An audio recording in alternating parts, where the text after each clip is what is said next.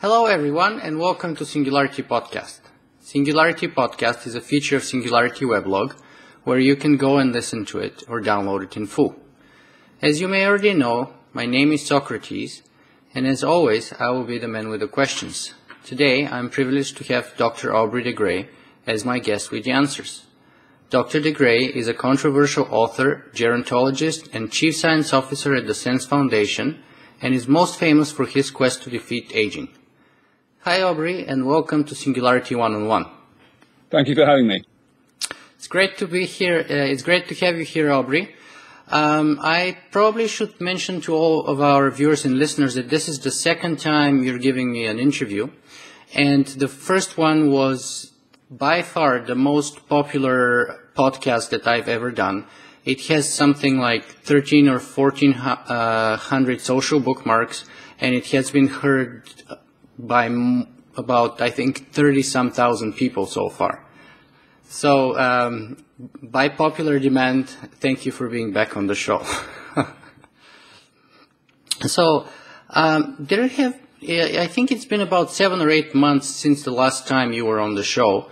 And last time we talked, you told me that there's about 50-50 chance that that we would be able to reach longevity escape velocity within our lifetime. So my first question to you is this. Has there been any new discoveries or recent developments during that period that have tipped the scale one way or another in that estimate that you gave the last time? No, I don't think there have actually been any scientific advances during this period, either good news or bad news, with respect to that estimate. I think that the main thing that has happened, which I view very much as good news, is a continuation of progress in the public attitude, the public reception to the idea of defeating aging.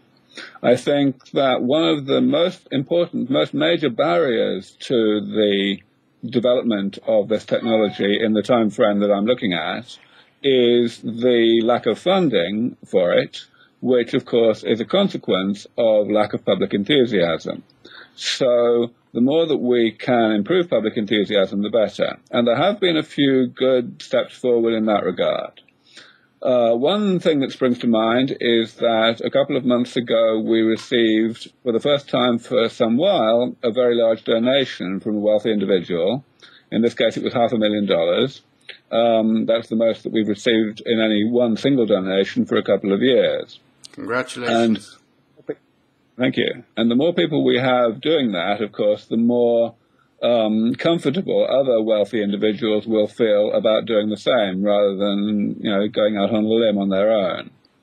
A second thing that's happened is with regard to the general public profile and prestige of visionary long-term technological predictions and plans. This has really been spearheaded by Ray Kurzweil and the interest that has been around his concept of the singularity and exactly how it's going to come about and roughly when. You probably know that there have been a couple of films about Ray Kurzweil that have come out recently.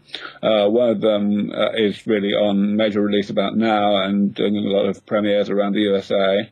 And something that was particularly gratifying was that the singularity actually was the focus of the cover story in the current edition of Time magazine, which is, of course, a very high-profile publication and very much a mainstream thing that confers legitimacy on all of this. Furthermore, the article in question, the cover story, was not just about Ray. There was quite a significant amount of treatment of my work and Sense Foundation's work. So I think that definitely constitutes a big step forward. Yeah, I agree entirely with you. I have also noticed and commented on the blog about the fact that it seems that the technological singularity and issues related to it, such as transhumanism and so on, are coming or starting to come mainstream. as of late. And I mean, you've mentioned the two documentary movies coming out, and one of them is Barry Ptolemy's Transcendent Men. And I just want to say, for the benefit of our listeners, that I did interview Barry for this podcast, so they can go and listen to that very interesting interview too. But let me go back to your point about the importance of the public perception of death and aging. The common term used quite often in popular media is, when some famous person passes away, we often say, well, he died of natural causes, or he ended with a natural death. What do you want to say about the term natural death? Yeah, I think it is very much an epitomization of the problem that we have to cope with in realigning people's expectations and people's aspirations in this area. I think that the fact that aging is something that people call natural, whereas they don't think of specific diseases as being natural in the same way, is very paradoxical. And the only thing that I think it can really be blamed on is the fact that aging has this habit of killing people only during a rather narrow range of ages. Hardly anyone dies of natural causes or of age-related ill health before the age of 60, and of course nobody survives the problems of aging beyond about the age of 120. So we do definitely seem to be in a situation where, aging is considered to be the thing that gets you if nothing else does, and that there's nothing we can do about it. But of course, that simple numerical fact that it happens to be something that kills people in a relatively narrow range of ages is completely unjustified as a basis for any presumption that we wouldn't be able to do anything about aging medically in the same way that we have succeeded so well against, for example, most infectious diseases. So you're absolutely right. I think it's very important to try to point out to people that actually, 100 years ago, 200 years ago, death from malaria or tuberculosis was considered natural. And now we are perfectly happy to do our best to do something about it, however natural it may be. And what do you say to, say, religions such as Buddhism, for example, that claim that death is a part of life, and the fact that we have life is due to the fact that we have death, and it's perfectly meaningless to talk about life if we don't talk about death at the same time, just like we talk about left and right and up and down and so on and so on. Yeah, I think that's one way of looking at They call it, I think, embracing the paradox. Right. I think that is indeed one way of looking at, the meaning of life and the purpose of life. I think there are plenty of other ways of looking at that, and so I don't really espouse any particular opinion about that. But the key point, of course, is that all of this is about death. It's not about death from any particular cause. So if people live to an average of 1,000 and they only die from causes that are independent of how long ago they were born, things like being hit by trucks and so on, then death still plays that same role in relation to life that it does in today's world, where we die of aging, or indeed in the world of 200 years ago when most people died of infectious diseases and so on. In other words, I don't really think there's any message there in terms of the desirability of alleviating the suffering that's associated with age-related ill health. Mm-hmm. Well, speaking of living to 1,000 years and so on, let me ask you this kind of personal question, and I'll start it with a sort of funny or not so funny story from Bulgaria. When I was a kid, there was a famous Bulgarian yogi who would come out on national television and who would make claims such as, I would live until 100 years and over 100 years, and because, I'm doing yoga every day and I'm leading a very healthy lifestyle. Anyway, long story short, the guy died at 57 from a heart attack. And let's put that together with Ray Kurzweil's claims that he intends to live forever himself. And just, I think, 4 or 5 years ago, he actually had to undergo a bypass surgery And he also has had previous history of type 2 diabetes in his late 30s and so on. So let me ask you this. How long do you think you would live? Well, at the moment, things are looking pretty good for me. I don't have any hints of diabetes or history of cardiovascular disease in my family or any of the short straws that Ray has. And indeed, when I've had very sophisticated measurements of my metabolic state and, measuring lots and dozens and dozens of things in my blood and so on, it does definitely seem as though I'm doing pretty well for my age. But of course, that's no guarantee. There are plenty of other people who look as though they're doing well and then something bad happens, they get a particularly aggressive cancer and die at 60 or something like that. So it's of course very unclear. I think really what it's all about is maximizing the chances of living longer. And in my view, I think that people of our sort of age, people in their 40s, are in a position to, I think the probability distribution of how long we're going to live is probably bimodal. In other words, either we're going to die before therapies that seriously combat aging come along, in which case we'll probably die before the age of 100, or we will survive long enough to benefit from those therapies, in which case we have a pretty good chance of living to 1,000. So, in fact, it seems quite unlikely that most of us will die at a 3-digit lifespan. It will either be a 2-digit lifespan or 4 or more. When you say 1,000, is that just like an arbitrary number, or that's just a synonym of saying it indefinite? It's not completely arbitrary. The number 1,000 is roughly the number you get, plus or minus, let's say, a factor of 2, if you ask how long people would live on average, given the same risk of death per year that young adults in the West experience today.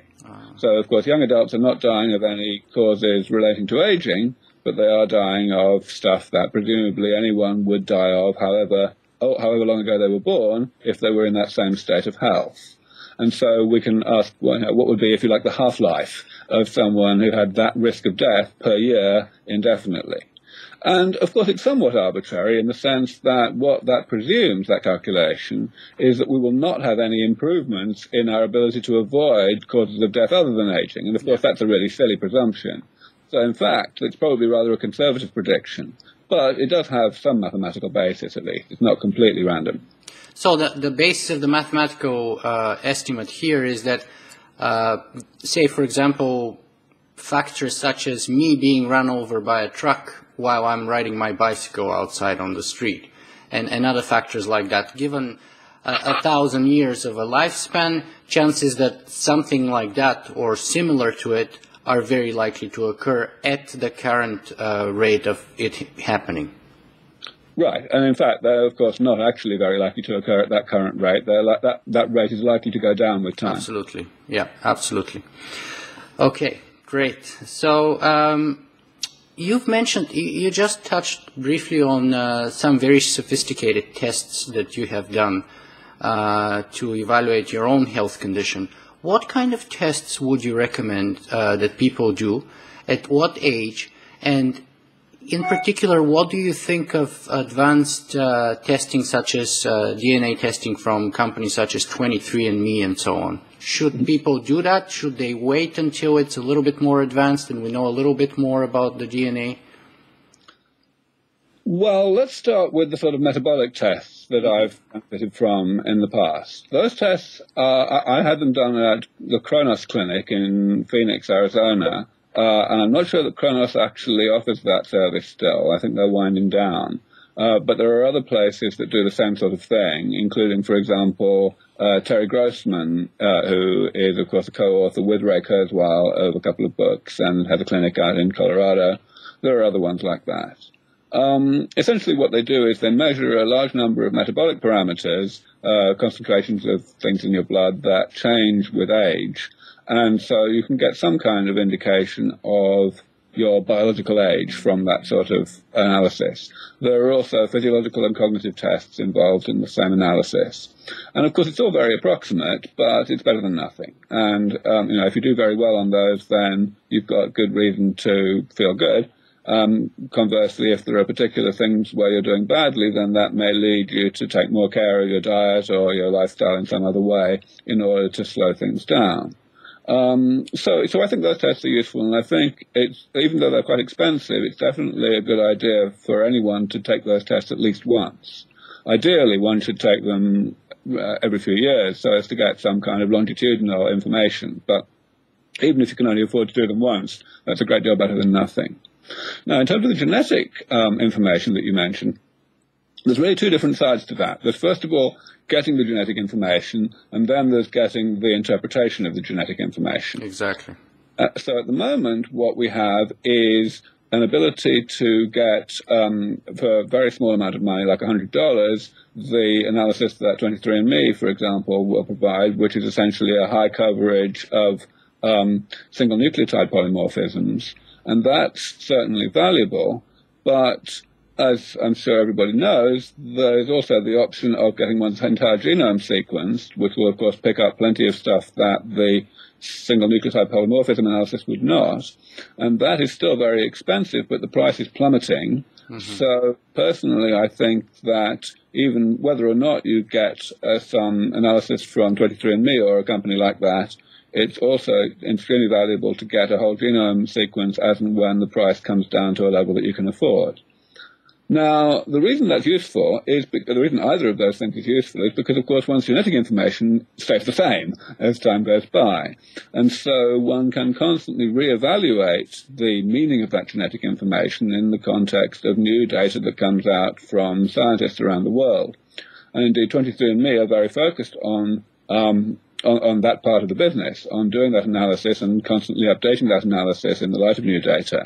In fact, my understanding is that 23andMe are very much geared to switching over to doing genetic analysis at the level of whole genomes as and when that becomes commercially viable. Yeah. And they'll be able to use the same genomic and genetic analysis tools that they're already using with different underlying data. Yeah, one argument that I have heard about people waiting a little longer is the interpretation issue that you've mentioned. And that relates to the fact that if you do several tests at several companies at the same time, while the results may be pretty much the same, the interpretation thereof may be substantially different. So in other words, different companies would interpret your chances of developing particular health conditions and the likelihood thereof at a different rate and so on.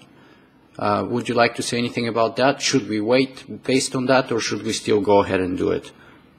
I would say go ahead and do it, because the things that are likely to differ in terms of different companies or different individuals' interpretation of particular genomic data are going to be things where there's more science to be done and where that more science is probably being done. So those are precisely the things that will, be resolved fairly soon. And it doesn't matter which company you went to initially, a year or two down the road, they'll give you the same interpretation of that data once the science has become clearer. Conversely, I think that the problem of there being some data in this grey area where some people will interpret it one way and some will interpret it another way is not something transitory. It's something that will always be the case. There will always be a cutting edge of scientific understanding of the genome, and so things that are currently not even understood at all will be understood to a partial degree and in different ways by different people a few years from now. So in other words, I don't think that really constitutes a good argument for delaying. Mm-hmm. Yeah, and my take on that is similar. I mean, as long as we get the accurate data, the interpretation of time, our interpretation of time will evolve. And since the data will be constant, the interpretation should get better and better, I hope. Right. That's what science is all about, right? Having the same data and getting better at interpreting it in time. Recently, probably a few weeks ago, I actually interviewed Andrew Hessel for Singularity One-on-One. And I don't want to put words into his mouth, but one of the things that he shared with me later on during a lunch we had with him was that he loves your work and especially your enthusiasm, but in terms of timeline of defeating aging, he was rather skeptical. Mm-hmm. And he gave two reasons for that. His first reason is that he couldn't see any specific concrete development that could give us hope that we could accomplish that. And the second reason was that even if there were such a thing, usually a single generation of any treatment takes 10 to 15 years to develop. And even if we had such a starting point, we would have many generations of that drug being developed before we are able to postpone or at least halt the aging process. And therefore, we're looking still at many dozens and perhaps over 100 years before we can see any such hope of success.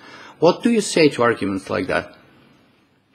Okay, so let me take those two arguments separately. Okay. First of all, in terms of the sheer time frames for developing the technology and then the time frames for refining and releasing that technology. I think for getting to the initial stage, the key point is that we are seeing a constant acceleration of the rate of progress within biology. And we certainly need to get a lot faster at this. We need to develop a lot of different things, many of which are currently at a very early stage. But we can describe the particular problems that we still need to solve in quite a lot of detail at this point. So I think whenever I look at any particular specific component of sense, the timeframes that I'm suggesting are not appreciably more optimistic than the timeframes that would be estimated by the researchers that are working on that particular area. When someone is working in another area, so that they're not particularly specialist on the first area, then they do tend almost always to be much more pessimistic. But that's simply because they don't have a sufficiently detailed idea of what's already been done. And, of course, I make it my business to know as much as possible about what's already been done in all of these areas. So that's really why I tend to find that I'm a little bit more optimistic, or perhaps substantially more optimistic than most commentators in this area. Now, the other point that you're mentioning that Andrew made is an extremely important one, and I think that it's extremely useful to look at it in detail, because I think that Andrew is absolutely right that that if the various components of sense were developed and brought into the clinic within the regulatory regime that we see today in the West, whether it's the USA or anywhere, then they would indeed be very, very slow. The development cycle, so to speak, the refinement and release and utilization and dissemination of these things would be so slow that I would pretty much agree with the time frame that you're telling me, Andrew, suggested of several decades. However, maybe even over 100 years. Possibly, yes. And of course, I want to emphasize that the time frame for the development of the technology, in other words, the first question, is extremely speculative. When I say 25 or 30 years, I say that at a 50% probability. I think there's at least a 10% chance that we will take more than 100 years to get there. So I want to make sure that's clear. However, with regard to delivering these things, once we have the proof of concept, I think what we need to take into account is the probability, in my view, the very high probability, that the public will initiate a complete overhaul of the regulatory regime relative to what we see today. At the moment, the thing is that medicine basically doesn't work very well, and it can't provide very much of a benefit in terms of serious postponement of age-related ill health. So the public are not putting serious pressure on on policymakers to get things to the clinic more quickly. But what's going to happen in this case is that, first of all, we're going to see proof of concept of sense in the laboratory in mice. I think that that's probably less than 10 years away. And that is going to cause a complete change, a complete inversion, really, of the attitude that the public currently has to the possibility of defeating aging. When you have most experts, not just me, but most experts going out on television and saying, yes, this demonstrates that it's only a matter of time before we develop seriously effective anti-aging therapies for humans, then people in general are going to say to themselves, well, let's make it less time. And it will simply be impossible to get elected unless you have a manifesto commitment to have what we can genuinely call a war on aging, a complete overhaul of the way that things are currently regulated. The biggest change that that is going to mean is essentially, I think, that drugs are going to be approved for prescription at the point of phase 2 of clinical trials rather than phase 3 as we see them today. That will mean that the development cycle is very greatly speeded up. And what about the reply that there's a very long timeline from proving the concept in mice and other lab animals to taking it at the human level? Just like, for example, in terms of cloning, we managed to clone Dolly, I think it was in 1995, and we're no closer to cloning a human. Well, first of all, we are certainly a great deal closer. A couple of years ago, they were able to clone monkeys for the first time. But the point here is that the timeline that I predict does actually incorporate that issue. I've said that I think that we are very likely to take about 15 years to get from getting these things working in mice to getting them properly working in humans. And that's despite the fact that during that period we will already now have this completely altered and much more aggressive attitude to the development of human therapies than we have today. Excellent. So do you think that what is the biggest hurdle on accomplishing this, on the road to accomplishing this? Is there a single issue that we need to overcome, or is it a multitude of many smaller issues that would be the stepping stones? There's definitely a multitude of issues. Sense, by definition, is really a divide and conquer strategy for combating aging, and as such, we've got a lot of things to do. I think we can certainly say that some of those things are considerably harder than others. For example, some of them almost certainly are going to require very good, safe, and effective gene therapy, which is, of course, something that we are still some way away from delivering. But, again, if we go back to the concept of stage 1, i.e. the proof of concept of these therapies in mice in the laboratory, then we factor out some of those very important difficulties, especially that one, because we're actually quite good at gene therapy in mice already. So I think that the technical issues are, there are plenty of them, but I would say there's no one thing that's really standing out as the major difficulty. However, the real answer to your question, stated more generally, is yes, there is one single difficulty that stands head and shoulders above all the others, and that is funding. At the moment, there isn't nearly enough money in this area. There's a great deal of work that needs to be done that isn't being done because it costs more than the people who are involved have to spend, and that is undoubtedly slowing things down. It was about 6 or 7 years ago now that I started first to predict timeframes for the development of these therapies, and the timeframes that I predicted were always contingent on having adequate funding for all of this research. And basically, I think that in those 6 or 7 years, we've only made about 2 years of progress. But that's about how much I would have expected to make, given the amount of funding that has actually been available. And you've mentioned that the actual process is accelerating too. Is that really the case? And what would be the indicators of that?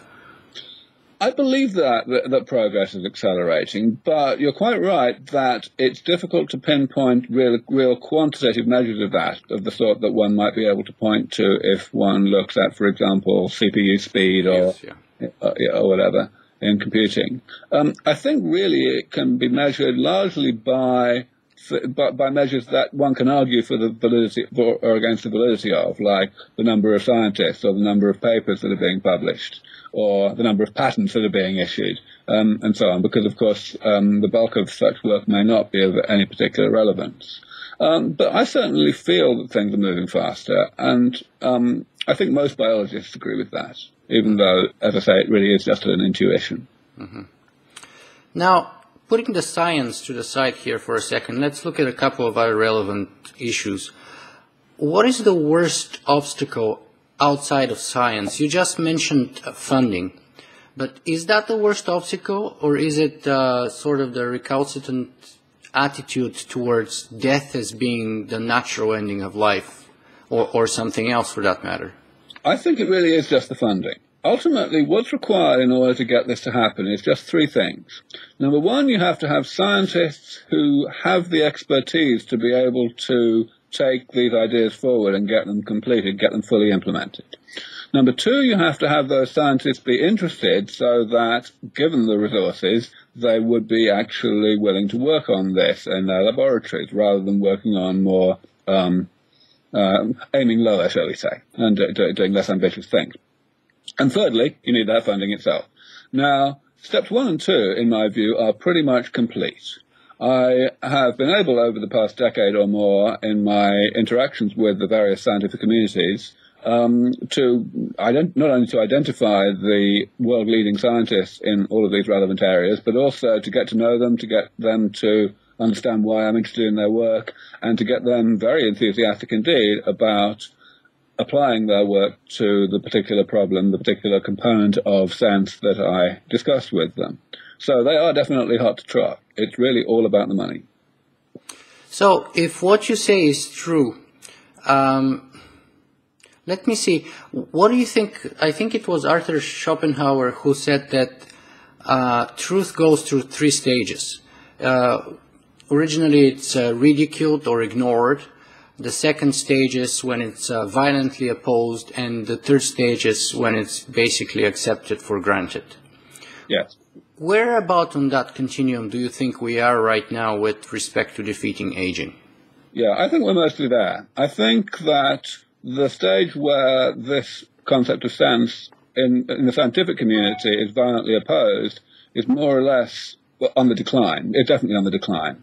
It was at its peak in, I would say, 2006, when I was fighting a number of running battles with various people in the scientific community. And as time's gone on, that has really calmed down because I was very successful in, if you like, calling the bluff of the various critics who hadn't really done their homework to understand what I was saying or to understand what work had already been done that I was basing my optimism on. So I would say we're pretty close to the point where this is accepted as pretty much taken for granted as at least a legitimate approach to combating aging, even if not necessarily one that's going to work. And of course, that's really all I'm aiming for. I'm not trying to say that we already know that the sense approach is going to work. I'm just saying that we have sufficient reason to think that it might work, that it's definitely something we ought to be investing in. Since I already started bringing sort of long-dead philosophers, let me bring in good old Thomas Malthus in our conversation here and ask you this. Provided you're successful in defeating aging, currently our population is about 6.7 or say roughly 7 billion people, and there's some estimate which say that by the 2050s we'll be looking at over 9 billion. Provided you're successful at defeating aging, say about the 2050s or so, how do you think would that impact on issues such as climate change, environmental degradation, overconsumption of resources, and so on and so on? The argument is, of course, that our planet cannot sustain that amount of humans. And therefore, if they live indefinitely or for 1,000 years, it would get even worse. Right. And this is a question that comes up all the time, of course. But there are really 2 rather strong answers to it. The first one is, if one looks at the trajectory of global population, it is actually only affected rather slightly by the death rate. Actually, less than half as many people die each day as the number of people that are born. And remember, even if we were to completely eliminate all death, just like that, tomorrow, still people are only getting older at 1 year per year. So all we would have to do would be halve the birth rate, and we'd be done. We'd still have a declining global population. Now, of course, halving the birth rate is not trivial, but if we look at what's happened in the world over the past few decades, we can see that most of the areas of the world in which the birth rate was high have indeed more than halved their birth rate already. So it's not nearly such a problem as you might think. The other thing, however, which I think is a much stronger, an even stronger argument about this, is an argument based on choice. The question is here, should we develop these therapies sooner rather than later? Because let's face it, they're going to get developed at some point. Should we develop them sooner rather than later? And I say that it's perfectly clear that we have a moral obligation to develop them as soon as we can, simply because the sooner we develop them, the sooner humanity of the future will have the choice whether to use those therapies or not.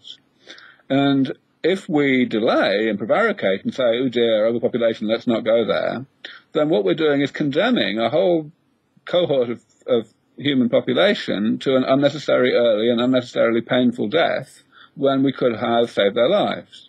And it seems very clear to me that we have absolutely no right to do that. We have a duty to develop these therapies.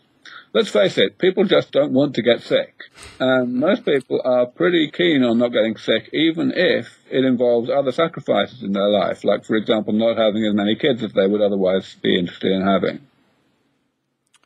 I see. So you briefly mentioned about the fact that, in your opinion, the sort of assault on your ideas and on your campaign to defeat aging peaked around 2006 or so. What's the worst that you have had to endure during your work since you began working on defeating aging? Well, a number of my colleagues have focused unjustifiably on the longevity side effect of my proposals. They've said, well, they don't like the sound of the longevity predictions, therefore they presume that what I'm saying must be nonsense, therefore without actually analysing it to find out what I'm saying, they just launch into public criticism. And this doesn't really happen anymore because people have learnt their lesson. They've understood that actually when they are forced to look at the details, that there are quite a lot of details there that are perfectly well founded in scientific legitimacy. So, people have said things like that what I'm doing is scientifically irresponsible or scientifically nonsensical. Someone once described me as representing the paramilitary wing of gerontology, which I thought was fairly amusing. That sort of thing. It's all been really quite light-hearted, to be perfectly honest. Actually, in a documentary movie that I watched about you titled Do You Want to Live Forever, I think one of the people there said something like that you could be properly put in jail for your ideas? Yes, Martin Raff. If I remember. That's right, Martin Raff said that. I never quite figured out what he meant. I mean, I don't think anyone else could figure it out either. I couldn't understand the exact justification for that too myself. But I did get to put it on the back of my book as a quote. Okay, so that ranks up there with the worst things, perhaps. I guess. Yeah. All right, so I know your time is very limited, so I will begin bringing our conversation to a close today, and ask you only 2 or 3 more quick ones. I was watching another interview with you yesterday, and an interesting fact that I want to ask you about is that you've mentioned that you've noticed 3 groups of people who tend to support the Sense Foundation: IT professionals, libertarians, and Canadians. Now, I am Canadian, so I'd like to ask you a little bit more about that. Can you elaborate, why would you think that Canadians tend to support you overall more than, say, Americans, for example, or people in the UK? Yeah, it's a complete mystery. I mean, I think I can pretty much understand why IT professionals are supported. I think they basically just get it. I think IT professionals in general are familiar and comfortable with extrapolation and with the idea that if something is good, then more of it is probably even better, unless one has reason to believe otherwise. So the idea of simply planning ahead and developing therapies that will stop you from getting sick, even though that's not going to happen for a long time, is a very easy sell to people like that. Similarly, libertarians, simply because they're already the sort of people who very individualist, don't like to just accept what they were told by their parents or whatever, like to question dogma, and once you're comfortable with questioning dogma in general, it gets pretty hard to carry on believing that aging is a good thing. But with Canadians, I just have no idea. And I've got to say, the overabundance, the over-representation of Canadians in this field, not just in support of the Sense Foundation per se, but in the field in general, is, probably even more extreme than for the other two groups. I would say that there are actually, in absolute numerical terms, there are probably more Canadians actively involved than there are Americans, despite the fact that there's a factor of 10 difference in population. So it's completely extraordinary. And I just have no explanation, but I'm not complaining. And that also completely mystifies me, especially since, for example, even though I'm located physically in Canada, about 94% of the audience of my blog and my website and this podcast is coming from the United States. So that's where you have the sort of largest impact in terms of popular media. I think the American media has had much more coverage on related topics than the Canadian media. And yet, people who are actually doing something about it seem to be north of the border. Yeah, exactly. Very interesting. Okay, we're coming to a close here with the last two questions. So the second last would be, last time your major message was that longevity escape velocity may be closer than we think. Would you like to add something or to enhance it or to maybe add a secondary message in addition to this one today? Well, yeah, I can certainly elaborate on that. I mean, I normally talk about longevity escape velocity as the point where, but the point that we will get to when we have successfully added maybe 30 or so years of healthy life to the longevity of people who are already in middle age when we start, let's say 60 years old when we start the therapies. And that's, pretty arbitrary, to be honest. The question is, how far do we really have to get? How comprehensive do these therapies really have to be in order that we can actually knock back age-related ill health by a rate of more than 1 year per year, which is, of course, what's required. And I think that we might very well get to that point when we've only been able to add 15 years to healthy lifespan. Now, exactly how much easier that is in terms of the quality of the therapies that we have to deliver remains to be seen. So I don't know how much easier longevity escape velocity will be than it would be if we really did take 30 years. But I think it's important for us not to be taken by surprise, for us not to just, look at the thing and say, well, it's at least 25 years away, I'll worry about it when it's only 15 years away. I think it's important to remember that it might be pretty close. And that's also why I focus so strongly on the fact that the really pivotal event will not be the arrival of these therapies, but rather the arrival of proof of concept of these therapies in the laboratory that gets these therapies to be widely anticipated. Because that's going to be much sooner. I see. And the closing question would be, what's the best effect, what in effect would be the best way to support your work? You've mentioned the lack of funding and the huge importance thereof. So would you say that it's best if people just donate, or do you have any other recommendations? Well, I guess I have two recommendations. Certainly to donate as much as possible. Is there a minimum amount that people can give to the Sense Foundation? There is no minimum. No amount is too small. Absolutely not. However, I think the really critical point to make here is advocacy. Getting the word out, getting other people comfortable with all of this. Ultimately, the largest amount of money is always going to come from the wealthiest people. And the wealthiest people do not necessarily make up their minds about what to give money to on their own, in isolation. Rather, they talk to other people. They develop confidence in the wisdom of giving money to a particular cause on the basis of their perception of its legitimacy as judged by people that they trust. And, of course, those people, in turn, get their attitude to a particular crusade on the basis of people that they trust or what they read in the papers or whatever.